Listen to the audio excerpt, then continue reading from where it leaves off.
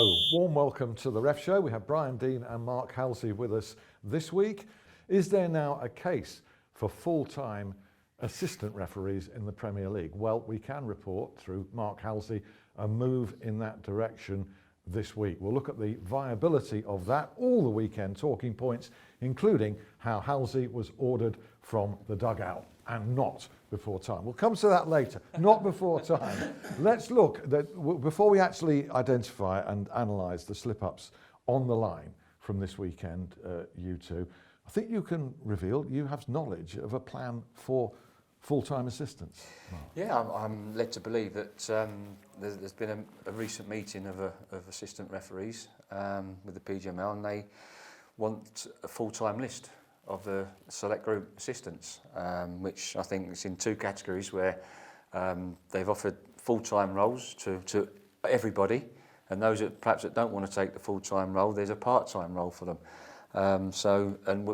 Which is 2 days a week, and that's got to take priority. The guys that go part-time, the 2 days have got to take priority over their main employment. So before we look further into that, do you think a good idea, Brian? Do you think that should happen? Yeah, I think so. I think when you think about what's at stake nowadays, and there's so much money in the game now, you know, people talk about decisions costing clubs millions. You know, you have to bring every aspect of the game into the 21st century, I think, and I think it's good because you will get better quality because they'll be able to prepare. What sort of salary are we talking about here, Mark? I think the full-time, the guys that accept the full-time role, you're looking at about a basic of about 35,000 a year, plus they've got their match fees. And as I say, why Brian's saying it's a good thing. I'm not so sure whether it would improve. I agree. We've got the FIFA. We've got the FIFA assistants that travel all over Europe doing the Champions League, Europa League, and they've got to take holiday from their jobs. And they've got to take 2 or 3 days off. So I would, I can't see it being a problem for them because obviously they're out week in, week out. I'm not sure whether it would improve their performance. I mean, you still, it's the same with referees. You're still going to get the errors. I mean, you still get the errors, but obviously they've got to look at the strategy, what they're going to, their training and the training of and the development of the assistant referees. And I just think that there's something lacking there at the moment with the assistants manager. Going full time should enable them to prepare better, shouldn't it? But I was just thinking along the lines of training, reflection of training, match analysis on themselves. Really, I think you can always improve, and perhaps by becoming full time, it then becomes their priority. I agree. I mean, I've been in a situation where they all get together for a couple of days every 2 weeks. Well, it's not even a couple of days. It's now, they arrive Tuesday lunchtime and they're on the way home Wednesday lunchtime, right. Sometimes before lunch. So, you're full time. Why are you only spending a minimum of a day? Yeah. And also in their pre-season meeting, it's one day as well there. So for me, I think they're full time. What are they doing for the rest of the days? Before we go on to the weekend incidents, and there were quite a few, and referees I think were let down in many cases by the guys on the line. Is it viable? Because some of these assistant referees in the Premier League will have lucrative jobs in some cases, even might have an agent or something for farming out work to them. Well, can they do it? Well, there is. You laugh. There is an assistant referee on the Premier on the select group. Don't tell me he's got an agent. I'm going to mention names. It's Darren Cann. I'm led to believe he's got an agent. James Grant is his agent because he's working with Howard Webb a couple of days a week, apparently with the Saudi officials. So yes, so with his salary. Does that mean he has to pay a percentage? Do you know how it works with the agents? Has he got to pay a percentage of his salary towards James Grant? Because obviously James Grant employ him to work for them. I asked that question in jest. You're right. Your reaction was priceless. I thought, for me, I didn't think you was allowed to have agents on the select group. I mean, you have to get permission. Surely there's a conflict. There can be a conflict of interest there. Absolutely. Of course. You might have a manager who's employed by James Grant Media, for example. They are. There's many managers and there's many players employed by James Grant, top players. But then doesn't, supposing he gets a nod and a wink and saying, look, if you're officiating... Well, we're not suggesting that for 1 minute, but we're just... He's absolutely spot on. Yeah, he's absolutely spot on. It's a very interesting area which kind of strayed into there. Okay, so let's go specifics. Chelsea and Bournemouth, great win for Bournemouth, historic win for them at Chelsea at Stamford Bridge. The winning goal, though, Glenn Murray, we can see that Andy Garrett got it wrong, that it was actually offside, but sympathy for him. Without a shadow. I mean, obviously it's the second rear most defender, and of course the goalkeeper's gone walkabouts. And so when you're looking at, I think you got Glenn Murray, and I think the Bournemouth 11 was in there as well. I can't remember who the player is, but it was a very, very difficult decision.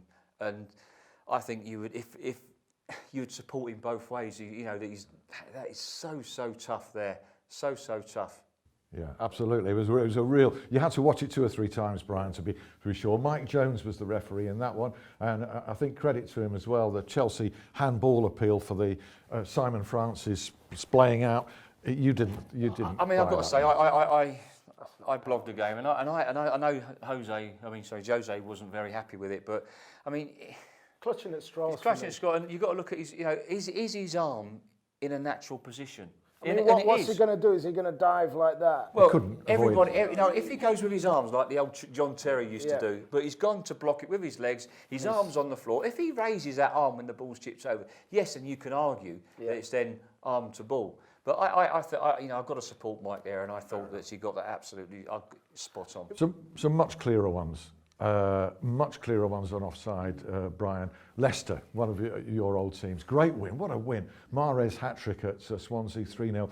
The second goal of his hat-trick was clearly offside. Yeah, it was. I mean, but again, when things are going for you, you get those decisions, don't you?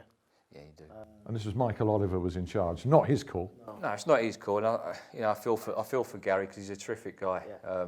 And obviously he's coming under a lot of pressure, and sort of say these sort of things cost managers their jobs, and that sort of offside is. I mean, you look at that to the Andy Garrett one. That was really difficult. This is just basic. This is a basic error that an assistant referee at that level should get that right. It's not hard. In that category. Liverpool's defeat at Newcastle 2-0. It was 1-0 when quite obviously Liverpool had a good goal. Alberto Mourinho scrubbed off for offside. I think it was Scott Ledger's call that. Yeah, once again, I'm surprised with Scott because Scott I rate him amongst the top echelons of the select group and the assistants. But there was quite a few games that I watched over the weekend. You got Stoke City and Manchester City with Mike Malarkey and Steve Charles getting offsides wrong. Their positioning's all wrong. They're not up with play, or they're too far in front of play. And you can clearly see that Scott Ledger was not in the correct position. It's basic. Yeah. It's basic, and he's too far forward of play. So how's he going to judge?